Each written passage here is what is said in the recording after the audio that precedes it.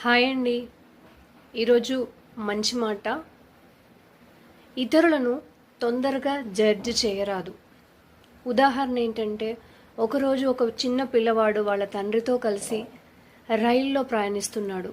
అలా కొండల్ని చూస్తుండగానే నాన్న నాన్న కొండలు వెనక్కి వెళ్ళిపోతున్నాయి అన్నాడట.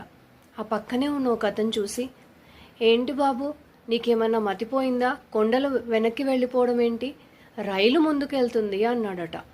అప్పుడు ఆ పిల్లవాని తండ్రి ఏమన్నాడట, అయ్యా, చిన్నప్పటి నుండి మా బాబుకి కళ్ళు కనపడవు, ఈరోజే ఆపరేషన్ చేశారు, మొట్టమొదటిసారిగా కొండలని పచ్చటి వాతావరణం చూస్తున్నాడు, అందుకే ఇలా మాట్లాడుతున్నాడు అని చెప్పాడట. చూసారా, ఎదుటి వాళ్లను చూసి అప్పుడే వాళ్ళేంటో, వాళ్ళ మనస్తత్వం ఏంటో జడ్జి చేయకూడదు, వాళ్ళ గురించి ఆలోచించి మాట్లాడాలి. నిజమేనా?